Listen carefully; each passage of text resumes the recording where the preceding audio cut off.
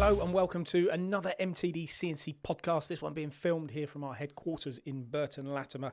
Something very special coming up in today's podcast and something pretty different to what we normally talk about. I'm Paul Jones, the founder and CEO of MTDCNC, and today I have the pleasure of being joined by James Leet, who I've known for some time. And James, welcome to the podcast. Thank you for having me. Now from Moon Shooting. Moon Shooting, that's right.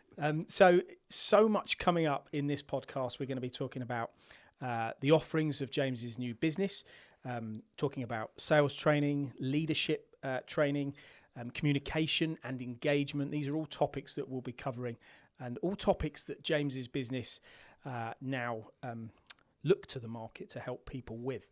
And that's probably a good place to start, James. Hopefully I haven't stolen your thunder too much, but perhaps tell us a little bit about yourself and where Moon Shooting came from, and give us a quick overview. Yeah, of course, yeah. So obviously a lot of people will know me from your productions with a Haas shirt on, and I've been an advocate of that brand for many, many years, and a passionate one, and still am. That still runs through.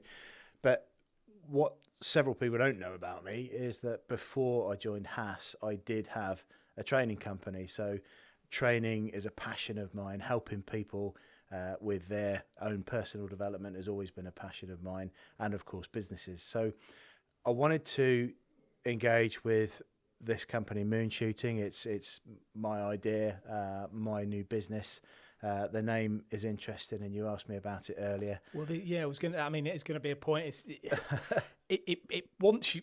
People, I'm sure people ask you all the time. Yeah, they do, and that's quite nice because it is unusual, and it's not something that you would normally see. Certainly in an engineering and manufacturing background, is moon shooting. What's that all about? So it does beg the question. So it's nice to have that conversation.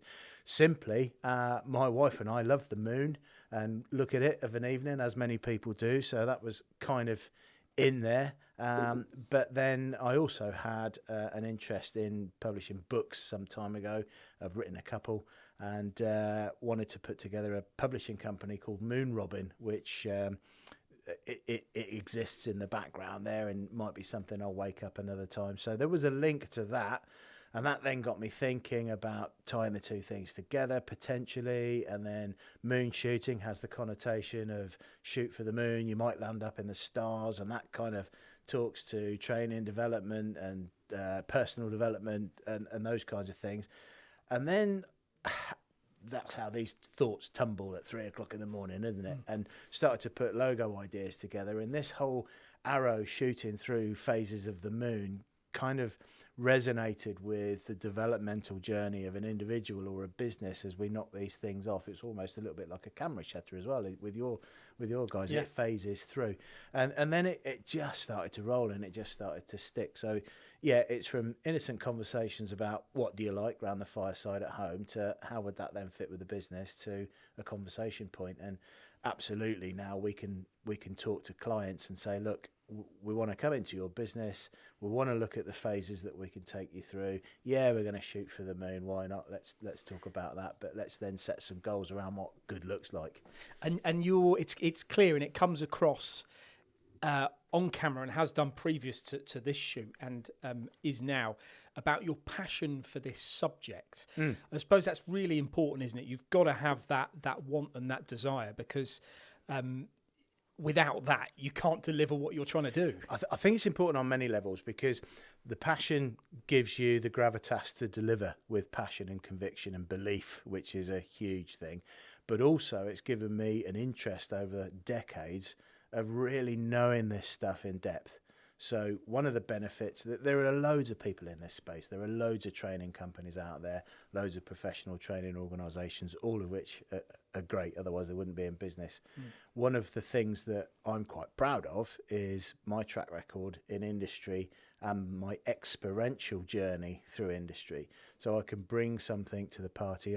It's not unique. Lots of people can, but I know the stuff. I've lived the stuff. I've seen the evidence of how it lands with people. And you're right, that having that passion and belief behind it, it helps people with the confidence to learn, but also gives them the feeling of we're getting somewhere with this stuff. So it's crucial. Yeah, absolutely. And I want to cover now what you do offer. Let's talk about exactly what you do offer to really whet the appetite of the listener and the viewer. Yeah, sure. So there's 3 broad topics, and those topics are woven together inevitably. So the first topic is sales. So as many people know, I've been involved with sales for most of my working life. Started off my career in the Royal Navy of all places. Didn't do a lot of selling there, but yeah, I've been involved with sales, especially in manufacturing, for decades. Where did you travel in the Navy? Oh, just about everywhere.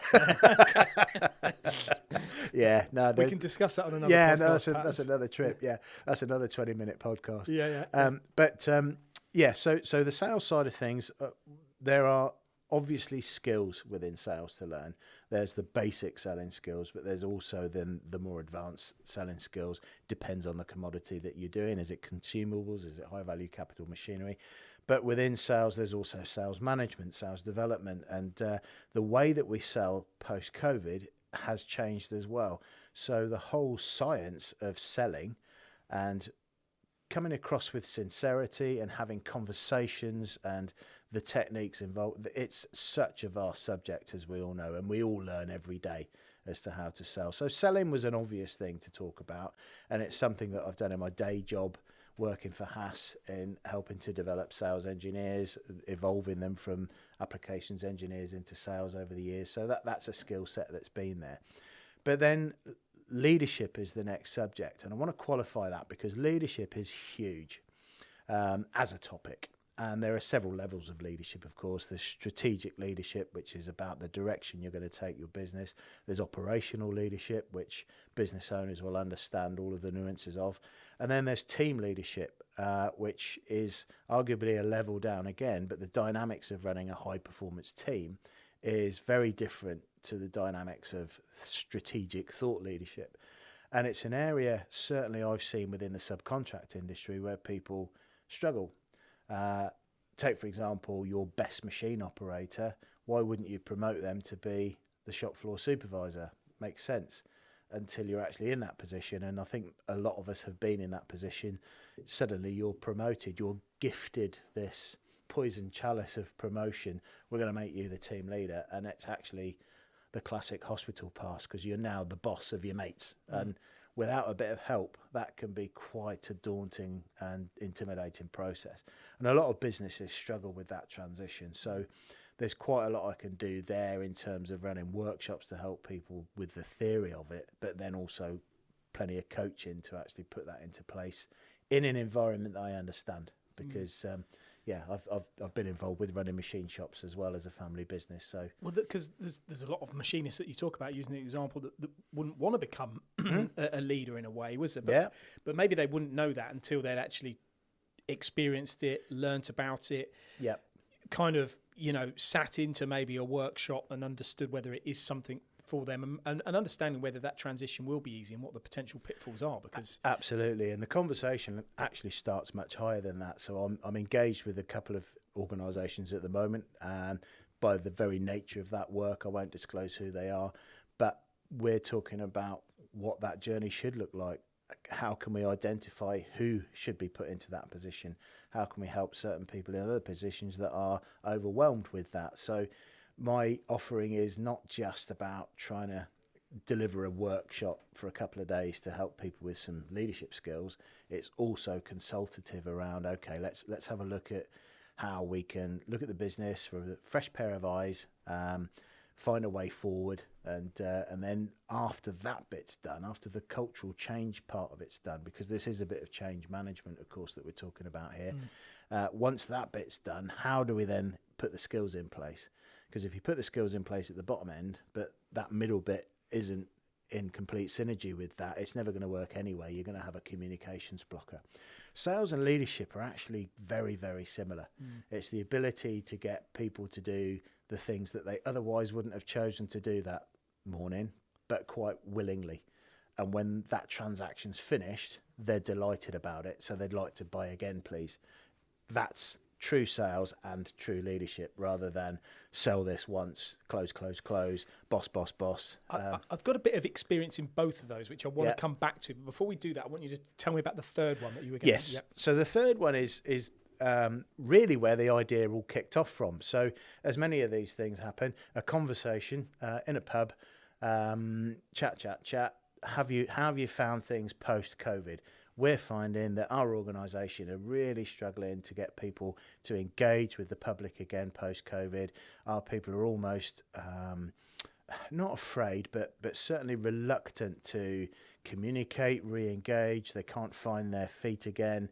They would rather sit at home on Teams or the world has changed. We all know the world has changed, and that got the conversation round to, well, yeah, why don't we look at running workshops to help your guys around just that engagement and communication piece again, almost a public speaking course to overcome fears and stresses. And then when you start to think about that, what's stress? Well, stress is basically a malformation of the flight or flight response. So that's an element of not being in control.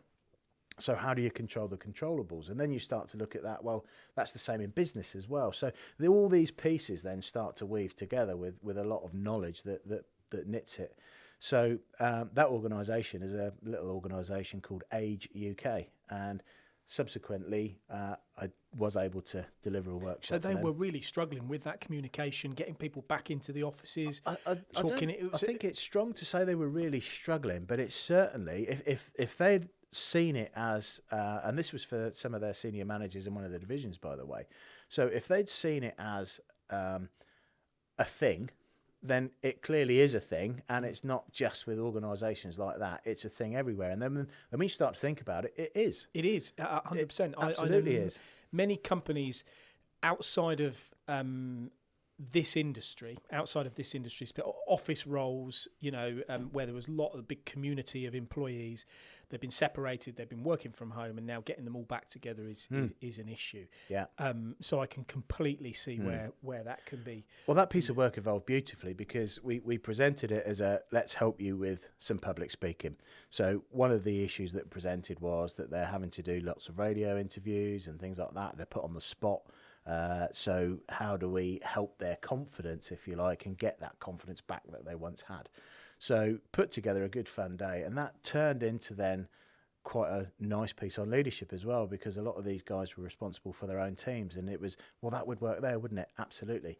And I can use that to coach my person there, can't I? Absolutely. So all of these three topics, sales, leadership, communication and engagement, they do overlay, but within, if it was a mind map, they are three different branches that can then branch off to all sorts of different areas.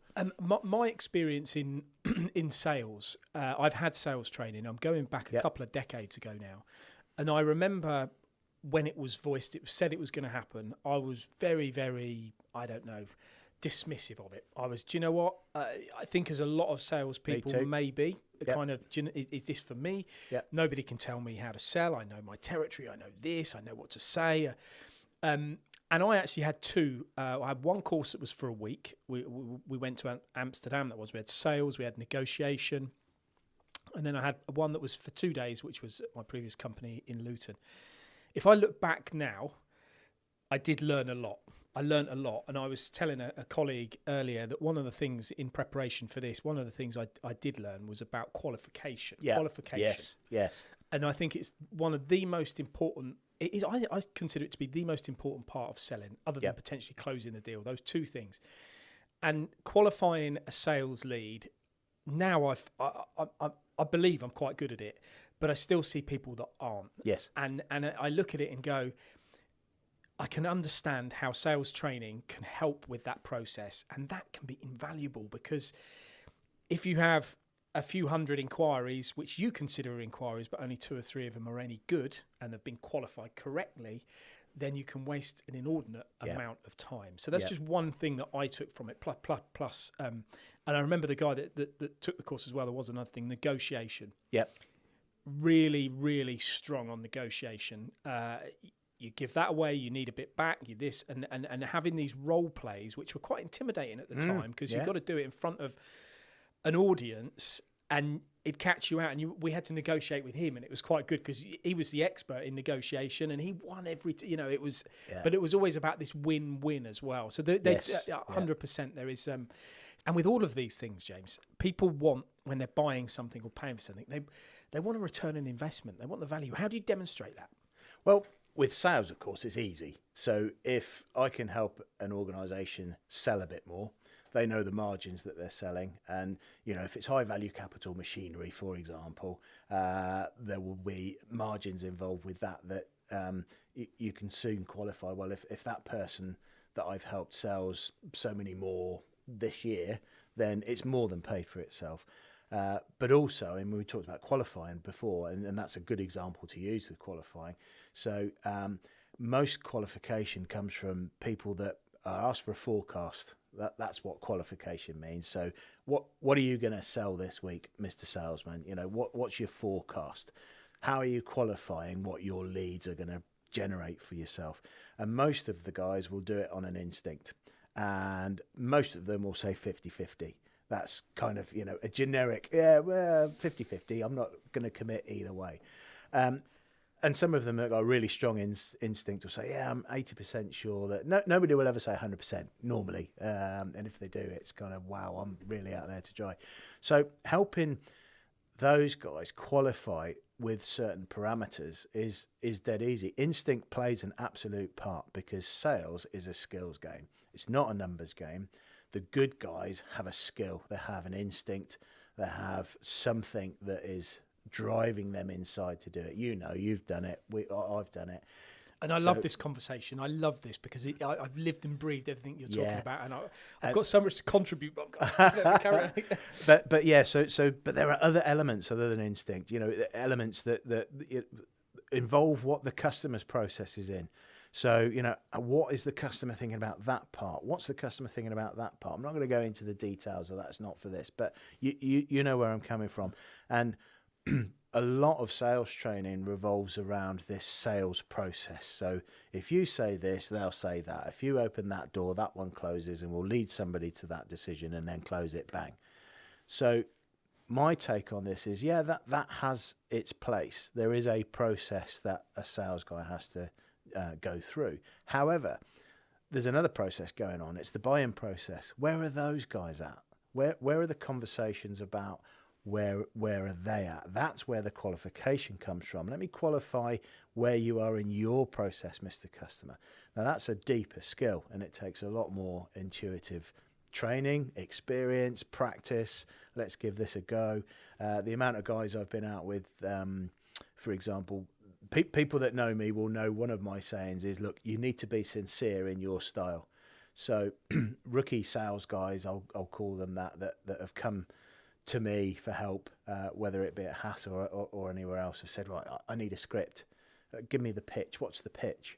Well, the moment you go in with a pitch, you're doomed. And it's the hardest thing in the world to sell to a fresh audience with a pitch, because none of us like an advert. We just swipe on to the program. We want the content. Where's the content? Yeah. So that ability to be you sincerely in your own style and actually have a conversation with a stranger, that's the job.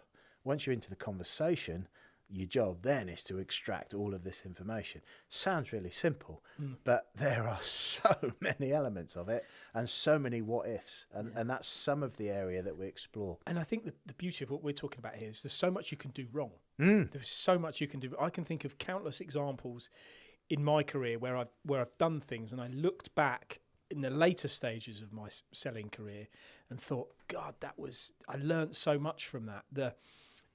One of my old managing directors used to say to me, if I used to say, it's 80%, you talk about your sales, I mean, 80%, I'm going to get that. Okay, well, what have you spoken to him about? Have you covered this? Have you covered that? Questions like, has he raised an objection? Yeah. Has he rang you yet and asked you a question? You go, no. If he's not raised an objection, he's not interested. And you go, what do you mean? Well, no, he doesn't need to ring me. I've told him everything. You've never told him everything. When he rings you and then sure enough, a bit later on in your sales journey, you'd get into negotiations and what have you, and customers would be ringing me and saying, Paul, has that got collet chuck on? Has it got tool setting arm? And I'm going, these are these are things that are showing that that it's beginning to knit together. Yeah. And if those things aren't happening, if you're making doing all the legwork, you're not qualifying it properly, I suppose. No, that's right. And actually what happens, and you'll have this experience as well, is that it can be really good at the start and these conversations are flowing, and then suddenly everything goes quiet and you can't get hold of the people. What's happening with that? Don't know. Where do you go from there? Yeah. And that's a skill in itself, about waking the conversation up. And that is all about, again, qualifying where we're at with the process. And sometimes it's as simple as actually throwing it out to the customer and saying, well, can I assume this is not going ahead now? And then you get, oh, no, I'm not saying that. So where are we then? And then you've woken it up again. There's little things like that. But yeah, back to your question about return on investment. We could wax lyrical about sales. You and I have that background. There is so much to it, and it's very easy to see where the return. It's a fun occupation as well. When you get it can be very frustrating and very. It's hugely rewarding. Really but high risk, high reward. It's one of the loneliest jobs in the world. Of course, the first thing that I usually say to people that have never been in sales that want to come, why on earth do you want to do that? And that is again to flush out that they're the right sort of person. There has to be something, and again, tip to people that are hiring salespeople: you can't turn somebody that hasn't got that X factor into a salesperson. They have to have an element of self-drive, that fire, that burn. It's got to be in there. Our job then is to develop it and hone it and make sure that that skill stays within the organisation that is developing it as well, which is a key point. So coming back to return on investment, sales easy, the leadership and communication stuff is easy, but it takes a little bit more depth to look at that. So let's look at another issue that is certainly prevalent in the manufacturing industry at the moment. Everybody has been talking for years about can't get staff. Where are the next batch of engineers coming from? I need people, need good people, but also I need people that can run machines, not just the people that are going to be our next future leaders or our programmers, or I want good operators. All of that is really important. So keeping and attracting and then retaining and developing that team is another thing that I desperately want to help organisations with and get passionate about. So I want to train people to stay is a phrase that I've been using. So I am engaged with a couple of customers at the moment with exactly that, looking at how to create a high performance team, how to engender trust within an organisation where people can push back with some difficult questions and actually realise what they want out of an organisation. Not everybody wants promotion. Some people find an awful lot of what I call mental peace just operating a machine. What they want is, I need security. I need to know that this job's here for the next 12 months. How can I best fit into that? Yeah. What happens when this job runs out? Is there another job going forward? So just helping organisations actually manage their teams and giving people the skills to lead with, not just motivation, because motivation gets you going. That's all. It doesn't keep you going. Habits keep you going. So putting a set of habits in place that everybody can enjoy and get a sense of satisfaction out, because progress motivates. And one of the analogies that I use quite often in the training environment is, we've all lost sleep to some game or something, because that's how the brain works. It's addictive. So, we've all been on a Nintendo or whatever it might be. And Pac-Man. Yeah, and back in our day, yeah. Spitball Sparky. But yeah, one more go. And it's that mentality of, I'm stuck on this level, one more go. Oh, it's only 10 o'clock, fine, I'll have one more go. I'll give myself till 11. Yeah. Midnight gets here and you're still going. And that time has flown by. Next thing you know, it's 2 o'clock in the morning and the alarm's going to be going off in 4 hours. And that consciously this is a ridiculous thing to be doing, but something in your brain says crack that level. And at 2:30 you do. You don't go to bed, you go, let's see what level 3 is like. So imagine if we can then take that, because that's the thing, that is a mental thing that happens. It's that progress that motivates.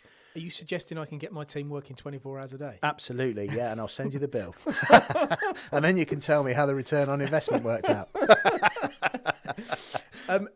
It's obviously a very can be and will be and is being used outside of the manufacturing sector. Yes, definitely. But within it, which is our target audience, Yep.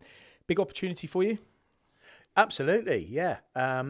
Obviously, I've got a lot of contacts within the manufacturing industry, so they've already talked to me, they know me and trust me, so that helps. But there's a big opportunity both in this sector and outside of that sector. Candidly, I was worried in case those skills didn't transfer out, but I mentioned Age UK earlier.